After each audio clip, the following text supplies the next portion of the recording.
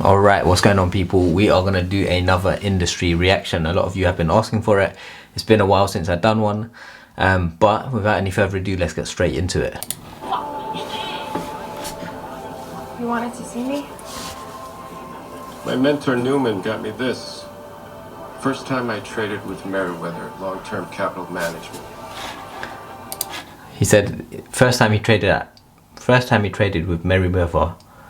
Basically, he mentioned long-term capital management. The reason why I wanted to pause this here, there's not much. He just hands her the pen, and it's kind of like, you know, he's handing the baton over, kind of. But he mentioned long-term capital management. The reason why I paused it here, and I wanted to mention that for those of you watching this, if you're interested in trading, there's a book called The Rise and Fall of Long-Term Capital Management.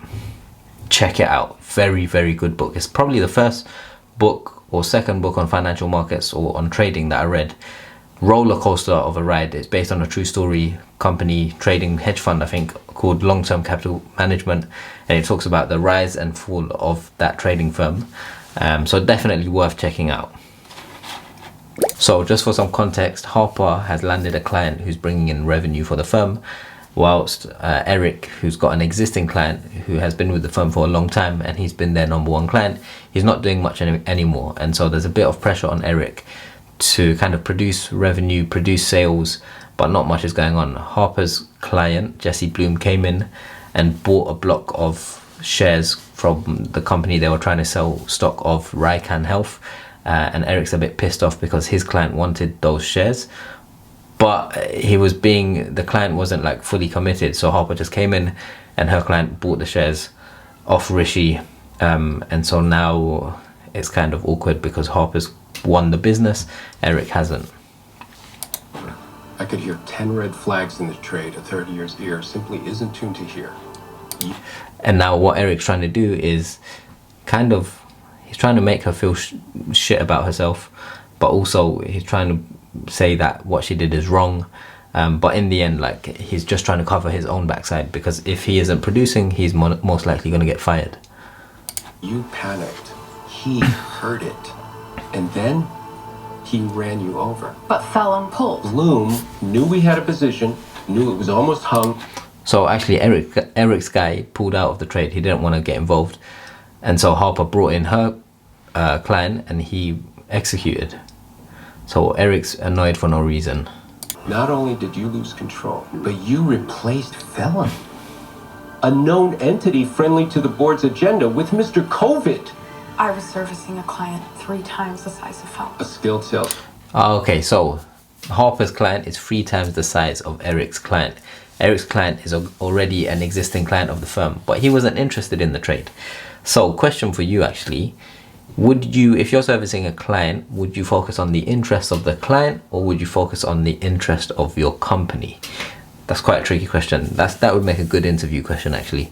What would you do? Let me know in the comments. Person protects the client and the firm, while letting both think they're his priority. Win-win. We particularly know how crucial Felon is to our desk. So there he says, we know how crucial Felon is to their desk. He basically is their revenue generator for that desk. If he's not, you know, giving business to them, then their desk or Eric is most likely going to be fired. All right, so now we are in the private wealth management part of the bank. PWM, or private banking. This is where the employees are servicing or investing money for high net worth individuals, rich people basically. And as you can see, the offices look a lot more plush and nice compared to the trading floor. Thank you for doing this anyway. I'm excited. Long story short, she brings her dad in because they come from wealth, and her dad just takes the mickey. He's there. He doesn't even care about giving them business. He's just a prick.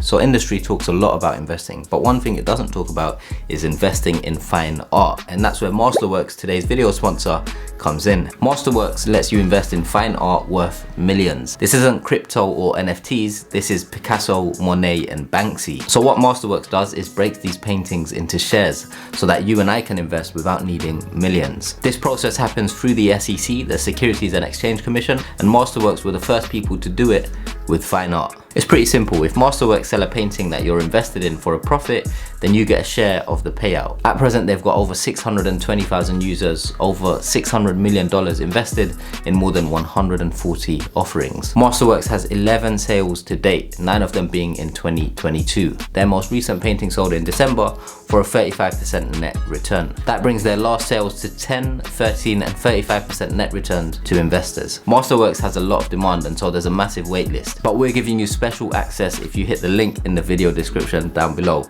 With that, let's get back to the video. I've just come to expect better ATD. Attention to detail from Pierpoint. Everyone who works for this. This is good actually. So they're on a train, and this actually happened a lot when I was there. So you'd go on first class trains on Virgin, whatever it might be, when you're going to client pitches or events, and then your like competitors or other clients or other companies would be on the same train going to. So typically what would happen if a company is being pitched to, they would set a date, and then your company and other investment banks will be going to pitch to the company between 9 AM and say 2 PM or 3 PM. Everyone will have a slot, and so chances are you're all likely going to be on the train, or you're going to cross paths on the train with your competitors. And if you can have an eagle eye or a good ear, you will hear some of your competitors on the train, and they're going through the pitch book that they're going to be talking about, so you can try and get some intel. So right now Harper's on the train. They're not going to pitch a client, they're going to like an activity day for the client. On the train is Harper from the sales and trading floor, and then there's also the bankers, the IBD, investment banking division people. There's a conflict of interest, so they're not allowed to know what's going on in the two businesses for that client, but Harper's going to eavesdrop and see what intel she can find out. This is part of the Rykon family, so I feel paternal instinct and paternal disappointment. I'll make sure the deck's updated before anyone else sees it. The reason why the term Chinese wall is probably outdated now, but the reason why there's like a privacy wall between the investment banking division and the sales and trading division is because the investment banking division deals with like helping companies go public, raising capital for companies, advising them on takeovers and things like that. If the sales and trading people are aware of this type of information, then they can just trade on this information early, make a killing, and that's called insider trading, right? And that's just unfair. They're rigging the system, they're making money in an unfair way, and that's actually illegal. A lot of people have gone to prison for that, and so that's why there's like that informational barrier. I don't even know what the most recent term is. It used to be Chinese wall, but that's probably not politically correct, and so that's why there's a barrier between sales and trading and investment banking. So now a Chinese wall is no longer a Chinese wall, they call it an ethical wall.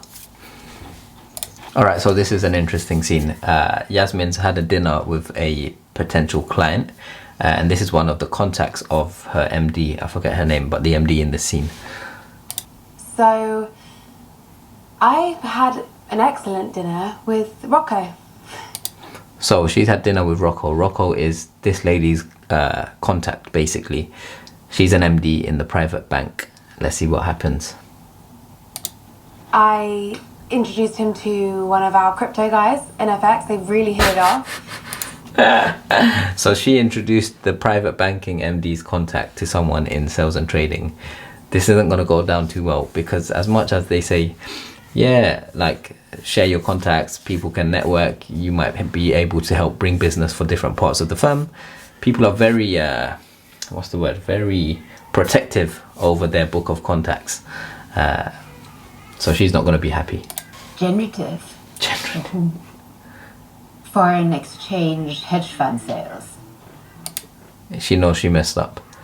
One peer point, breaking down silos, cross-pollinating clients. Yes, well, that may be in your graduate literature. Her list is her list, and she raised the point there. What they tell you on the graduate schemes, you know, they make everything look rosy and, you know, everyone's there working together. You know, it's nice, but when you enter the real world, you'll see people are driven by making sure they hit their targets. They've got revenue targets in the front office. People need to hit those numbers. If they don't, they risk getting fired at the extreme end. And so people are going to be willing to backstab others and do what they need to do to get ahead. It's not always that cutthroat, but in some areas it's very cutthroat. All right, so these guys are waiting for Harper to come down, and her client, Jesse Bloom, so they can agree kind of the sale of the shares from Jesse Bloom to these guys, because they really want the shares. Harpsichord, it's me. Everyone's down here.